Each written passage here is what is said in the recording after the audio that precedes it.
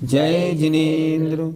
नमः श्रीवर्धमानाय निर्धूतकलिलात्मने सालोकानां त्रिलोकानां यद्विद्यादर्पणायते। पंच परमेष्ठी भगवान की जय। प्रतिमाओं के वर्णन में अभी तक हमने 5 प्रतिमाओं का स्वरूप समझ लिया। आज छठी और 7वीं प्रतिमा की बारी है।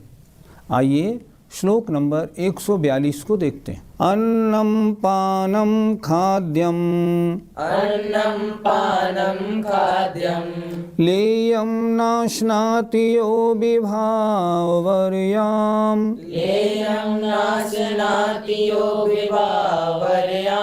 सचरात्रि भोक्ति विरतः सत्वेषनुकंपमानमनः। बोलो। अन्नम पानम खाद्यम लेयम नाश्नाति यो विभावर्याम् सचरात्रि भोक्ति विरतः सत्वेषनुकंपमानमनः। रात्रि भोजन त्याग प्रतिमा। शब्दार्थ बहुत सरल। रात्रि में भोजन करने का त्याग करने वाली प्रतिमा। इस प्रतिमा का धारी रात्रि में चारों प्रकार के आहार का त्याग रखता है। देखें, अन्नम अन्न, दाल रोटी आदि, पानम पीने योग्य वस्तु, दूध पानी आदि, खाद्यम अर्थात सुपारी इलायची आदि, और लेयम चाटने योग्य वस्तु आदि। इनको न अश्नाति नहीं खाता है। यो माने जो, विभावर्याम माने रात्रि में। अर्थ कैसे लगाएंगे? जो अन्न दाल रोटी आदि, पानम दूध पानी आदि, खाद्यम सुपारी इलायची आदि, लेयम या चाटने की वस्तु, इनको यो माने जो, विभावर्याम रात्रि में न अश्नाति नहीं खाता है। स माने वह रात्रि भुक्ति विरत है, अर्थात रात्रि भोजन त्याग प्रतिमा का धारी है। वो कैसा है व्रती? सत्वेषु प्राणियों पर अनुकंपमान मनः, अत्यंत दया रखने वाला है। मैं रात्रि में भोजन नहीं करूंगा, कुछ भी नहीं पीऊंगा। क्यों? रात्रि में खाने पीने में तो महान जीव हिंसा होती है। पंडित जी, रात्रि भोजन त्याग तो चौथे गुणस्थान में ही हो गया, तो फिर इस प्रतिमा की क्या विशेषता है? आपका कहना बिल्कुल ठीक है। जब व्रती बनने को आया था तो रात्रि भोजन तो पहले ही छोड़ दिया था, फिर ये प्रतिमा क्यों? इस प्रतिमा का मतलब ये होता है कि रात्रि में भोजन न करेगा, न कराएगा और अनुमोदना भी नहीं करेगा। मान लो इस कमरे में सास सो रही है, बगल वाले कमरे में उसका बेटा और बहू सो रहे हैं। रात्रि में बच्चा जग गया और रो रहा है, तो सास रात में ये नहीं बोलेगी, अगर प्रतिमाधारी है और उसके छठी प्रतिमा है तो ये नहीं कहेगी बहू क्या कर रही है, बच्चा रो रहा है, दूध पिला देना। नहीं बोलेगी। क्यों नहीं बोलेगी? कृतकारित अनुमोदना से त्याग है। घर में रिश्तेदार कोई आएगा शाम को 8 बजे रात्रि में, तो उससे पानी की नहीं पूछेगी। ये भी नहीं कहेगी पानी वानी तो पिला दो, कम से कम इतनी देर से आए हैं, ये भी नहीं कहेगा। इसलिए वहाँ तो सामान्य त्याग था, मैं रात्रि में चारों प्रकार का आहार नहीं लूँगा। और यहाँ मन वचन काय कृतकारित अनुमोदना से रात्रि में चारों प्रकार के आहार का त्याग हुआ। ये अंतर है इन दोनों में। पंडित जी, कहीं कहीं पर छठी प्रतिमा रात्रि भोजन त्याग का नाम दूसरा दिवा मैथुन त्याग लिखा मिलता है, वह क्या समझे? आपका कहना बिल्कुल ठीक है। किन्हीं आचार्यों ने इसका नाम दिवा मैथुन त्याग भी माना है, जिसका अर्थ होता है दिवा माने दिन में, मैथुन का त्याग करना। छठी प्रतिमाधारी कैसा होगा? दिन में बिल्कुल मैथुन नहीं करेगा। अगर कभी मन में आएगा तो रात्रि में, दिन में तो अपनी पत्नी को भी पत्नी के रूप में नहीं देखता है। ऐसा दिवा मैथुन त्यागी छठी प्रतिमाधारी होता है। पंडित जी, क्या छठी प्रतिमाधारी व्रती रात्रि में दवा आदि ले सकता है? दवा नहीं ले सकता, नहीं ले सकता। हाँ, इतना ज़रूर है, अगर सिर में दर्द है तो सिर में ऊपर दवाई मल सकता है, ये तो कर सकता है। लेकिन दवा गोली उठा के खा ले पानी से, नहीं, ये नहीं कर सकता। क्योंकि उसके तो बिल्कुल त्याग है। चारों प्रकार के आहार का त्याग होने से अब कोई भी वस्तु नहीं बची जो वो रात्रि में ले ले। इसलिए रात्रि में इंजेक्शन वगैरह कुछ भी नहीं लेगा। पंडित जी, कुछ त्यागी व्रती तो रात्रि में तेल आदि से मालिश करवाते हुए दिखाई देते हैं, तो वह भी तो लेपाहार हुआ। तेल मालिश पैरों में कराना, जैसे क्या होता है, रात्रि में भैयावृत्ति के लिए महाराज के पास जाते हैं तो क्या करते हैं, महाराज के पैरों की तेल मालिश करते हैं। तो ये तेल मालिश करना लेप्याहार नहीं होता। लेप्याहार तो एक इंद्रिय जीवों के होता है, हम पंचेंद्रिय जीवों के लेप्याहार नहीं होता। ये आहार नहीं है, ये भैयावृत्ति है। इससे शरीर को आहार भोजन नहीं मिलता। मान लो किसी एक व्यक्ति को हम तेल के ड्राम में डबो दें और भोजन बंद कर दें, बचेगा या मर जाएगा? मर जाएगा वो तो। ये भोजन नहीं है। लेप्याहार एक इंद्रियों के होता है। इसलिए अगर रात्रि में तेल मालिश करें भी हम किन्हीं की भैयावृत्ति के लिए, लेप्याहार आहार का कोई दोष नहीं लगता। पंडित जी, छठी प्रतिमाधारी रात्रि में बने आहार, पानी इत्यादि को भी नहीं लेगा? हाँ, बिल्कुल ठीक। आजकल क्या देखा जाता है, जहाँ आहार हम लोग बनाते हैं महाराज वगैरह के लिए, चौका लेके पहुँच गए, हमने कहा महाराज के लिए आहार बनाएंगे, पुण्य का उदय होगा तो महाराज पधारेंगे। तो क्या करते हैं, रात्रि को 5-4 बजे अंधेरे में ही गर्म करने को पानी रख देते हैं ताकि पानी उबल जाए। वो पानी छठी प्रतिमाधारी के लिए या मुनि महाराजों के लिए आहार में देने योग्य, लेने योग्य नहीं होता। रात्रि में भोजन बना हुआ करना भी रात्रि भोजन है, और रात्रि में भोजन करना भी रात्रि भोजन है। रात्रि में बने हुए भोजन को दिन में खाना भी रात्रि भोजन के दोष में आता है, वो भी नहीं करना है। पंडित जी, जिन चौकों में सूर्य की रोशनी नहीं आती, उन चौकों का भोजन व्रती के लिए उचित है क्या? देखो, अहिंसा व्रत की भावनाएं जहाँ तत्वार सूत्र में लिखी हैं, वहाँ क्या लिखा है उन्होंने? स्पष्ट लिखा है, आलोकित पान भोजनम पंच, वांग मनोगुप्तिर्यादान लोकित पान भोजनानि पंच। अर्थात सूर्य के प्रकाश से प्रकाशित भोजन करे। मुनि महाराज या व्रती उस स्थान पर भी भोजन नहीं करेगा जहाँ अंधेरा हो, दिखाई नहीं पड़े। और ऐसे चौके में जहाँ सूर्य की रोशनी नहीं है, अंधेर गुप्त है, वहाँ का बना भोजन भी व्रती नहीं लेगा। क्यों? उसमें जीव दिखेंगे ही नहीं, तो जीव हिंसा से रहित भोजन कैसे माना जाएगा? और वहाँ बैठ के भोजन करेगा तो वो अपनी शुद्धि कैसे देखेगा? इसलिए वो भोजन व्रती के लायक नहीं होता। जबलपुर में एक बार हम पड़गान के लिए खड़े थे, सुधा सागर जी महाराज को पड़गान किया। पड़गान करके जिन सज्जन के चौके में खड़े थे उनके चौके में ले गए। चौके में इतना अंधेरा था, जहाँ पट्टा लगा था हस्तरेखाएं दिख ही नहीं रही थी। महाराज आए, तुरंत वहाँ से वापस चले गए लौट के। न इस चौके का ना तो भोजन लेना है, न इस चौके में आहार लेना है। यही ठीक है, ऐसा ही होना चाहिए। 7वीं प्रतिमा ब्रह्मचर्य प्रतिमा, उसका स्वरूप अगले श्लोक नंबर 143 में देखें। मल बीजम मल योनिम गलन मलम पूति गंधि बीभत्सम पश्यन्नंगमनंगात् विरमतियो ब्रह्मचारी सह। बोलिए, मल बीजम मल योनिम गलन मलम पूति गंधि बीभत्सम पश्यन्नंगमनंगात् विरमतियो ब्रह्मचारी सह। ब्रह्मचर्य प्रतिमा का धारी शरीर से राग नहीं करता, और जब शरीर से ही राग नहीं करता तो काम सेवन की फिर बात ही क्या होती है?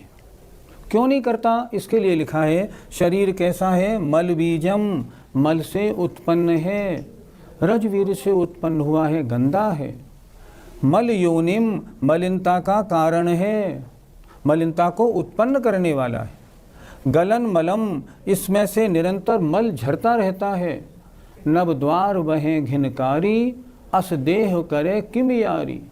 इस शरीर के 9 दरवाजे ऐसे हैं जिनसे निरंतर मल बहता ही रहता है। पूति गंध, दुर्गंध युक्त है। शरीर के किसी भी हिस्से से आपको सुगंधी नहीं मिलेगी, दुर्गंधी ही दुर्गंध मिलेगी। इसलिए कैसा है? दुर्गंध से युक्त है। बीभत्सम, ग्लानि युक्त है। इसकी जो भी वस्तु बाहर निकलती है या कभी इसको अंदर से देखो ना, अत्यंत ग्लानि युक्त है। एक बार एक ऑपरेशन देखने का मौका मिला। ऑपरेशन गले का था, ऊपर मुंह के दरवाजे से हुआ था। जब देखा तो मालूम पड़ा अंदर शरीर में कितनी गंदगी भरी पड़ी है, एकदम घृणा वाला काम है। तो कैसा है? बीभत्सम, ग्लानि युक्त है। ऐसे अंगम माने शरीर को। देखिए पश्यत अंगम अनंगात, संधि विच्छेद देखना है। कैसे देखेंगे? पश्यत देखता हुआ, अंगम शरीर को, अनंगात काम सेवन से। शरीर को इस प्रकार देख रहा है वो व्रती, ये शरीर तो महागंदगी का घर है। तो ऐसे अंगम, ऐसे शरीर को देखता हुआ वह व्रती अनंगात काम सेवन से जो विरक्त होता है वह ब्रह्मचर्य प्रतिमा का धारी ब्रह्मचारी है। एक बार फिर देखें, शब्द थोड़े कड़े हैं, इन शब्दों का अर्थ आप लिख लें अच्छी तरह से, किताब में भी दिया हुआ है और देख लें। मल बीजम, ये शरीर मल से उत्पन्न है। मल योनिम, मलिनता का कारण है। दूसरा गलन मलम, इसमें से निरंतर मल झरता रहता है। पूति गंधी, दुर्गंध युक्त है, इसके किसी भी हिस्से से सुगंधी नहीं आती। बीभत्सम, भयानक ग्लानि युक्त है। ऐसे अंगम शरीर को पश्यत देखता हुआ जो ब्रह्मचारी है वह अनंगात काम सेवन से विरक्त होता है। नहीं, ऐसा शरीर ही गंदा है, इससे प्रीति कैसे करनी, इसलिए वह काम सेवन से दूर रहता है। पंडित जी, तो ब्रह्मचर्य प्रथमा और ब्रह्मचर्य महाव्रत में क्या अंतर है? ब्रह्मचर्य प्रतिमा में अपनी स्त्री का सेवन भी नहीं करता, लेकिन ब्रह्मचर्य महाव्रत में तो मन वचन काय कृतकार्यत अनुमोदना से स्त्री मात्र का दूर दूर तक त्यागी होता है। शाम 6 बजे बाद उसके कमरे में जो महाव्रती होते हैं, महिला का प्रवेश, सूर्य अस्त हुआ महिला का प्रवेश भी नहीं होता, महिला से स्पर्श भी नहीं कराता, इतना त्यागी होता है।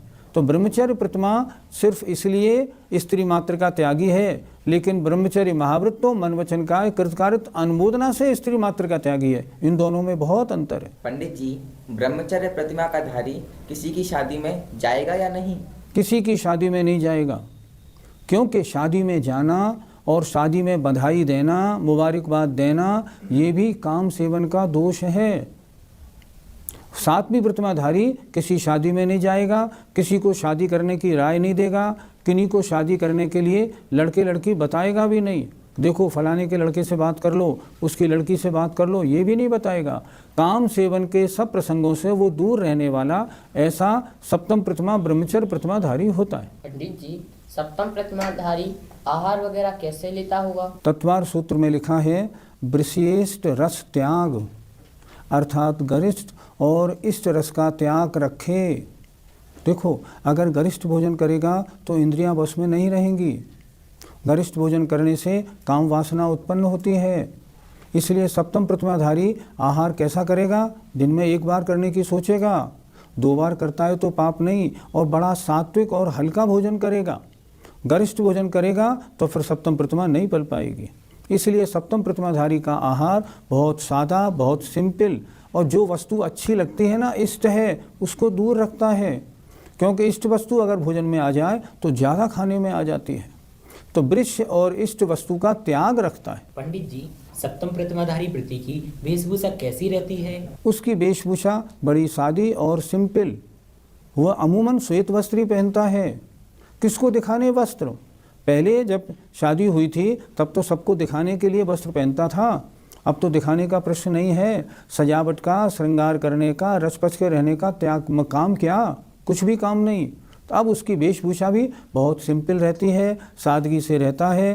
धोती दुपट्टा या कुर्ता धोती पहनता है, वो भी श्वेत पहनता है। और तो और अपने कोई खुशबूदार तेल वगैरह प्रयोग नहीं करता। वर्णी जीवन गाथा में एक प्रसंग पढ़ने को मिलता है।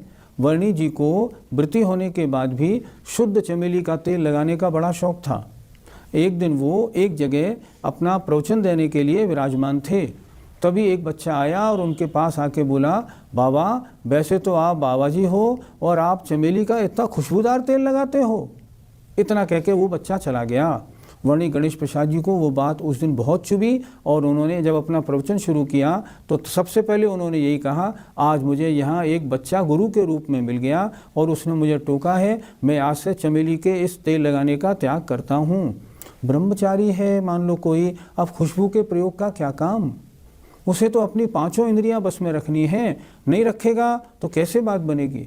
इसलिए खुशबूदार चीज, चटकते वस्त्र नहीं पहना करता। पंडित जी, क्या इस प्रतिमा का धारी सिनेमा या टीवी आदि देख सकता है? टीवी सिनेमा का त्याग तो भैया दूसरी प्रतिमा में ही हो जाता है।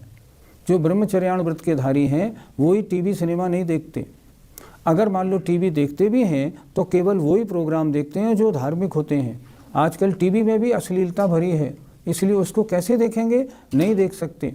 और की बात तो और, जो ब्रह्मचर्य प्रतिमा सप्तम प्रतिमा के धारी हैं वे रात्रि में कोई भी गीत नृत्य आदि के प्रोग्रामों में इंटरेस्ट नहीं लेते, देखते ही नहीं हैं। जब तक प्रवचन है तब तक सभा में बैठे हैं, और सांस्कृतिक कार्यक्रमों में जब डांस वगैरह के प्रोग्राम आने शुरू हुए उठ के चले जाते हैं कि ये मेरे मतलब के नहीं, क्योंकि उनसे वासनाएं जागृत होती हैं। ऐसे कार्य क्यों करें? इसलिए वो इनका बहुत ध्यान रखते हैं। पंडित जी, इस प्रतिमा का धारी क्या गद्दे वगैरह पर सो सकता है? डल्लो पिलो के गद्दे आदि पे सोना भी वासनाओं का जागृति का कारण है। इसलिए सप्तम प्रतिमाधारी उस पर नहीं सोता, वो तो तख्त पर, पट्टे पर या जमीन पर, और उस पर भी गद्दे बिछा के नहीं, चटाई बिछा के सोता है। उसकी हर चीज़ इस तरह रहती है उसमें वासना का कोई भी प्रतीक ना बने, इसलिए वो हर चीज़ की सावधानी रखता है। ब्रह्मचारियों को हम देखते भी हैं वो चटाई वगैरह के ऊपर ही सोते हैं, और ओढ़ने के लिए भी रजाई वगैरह मोटी मोटी नहीं लेते, वो उनसे भी दूर रहते हैं। खेस ओढ़ी और सो गए, ऐसा क्यों? लक्ष्य क्या है? लक्ष्य ये है मैं कुछ दिन तक अभी प्रतिमाधारी श्रावक हूँ, मुझे जल्दी से जल्दी मुनि बनना है। अगर मैं अभी सर्दी गर्मी का अभ्यास नहीं बनाऊंगा तो फिर कैसे होगा? आगे मुनि कैसे बनूंगा? तो अभ्यास के बतौर गद्दे आदि पे न सो के वो चटाई आदि तख्त आदि पे सोता है, और ओढ़ने के लिए भी रजाई वगैरह का प्रयोग नहीं करता, और ओढ़ने में खेस ही प्रयोग करेगा, मोटी चद्दर ली और उसमें कर ली। इस तरह सप्तम प्रतिमा ब्रह्मचर्य प्रतिमा है, इसका स्वरूप आचार्य ने कहा। जय जिनेन्द्र।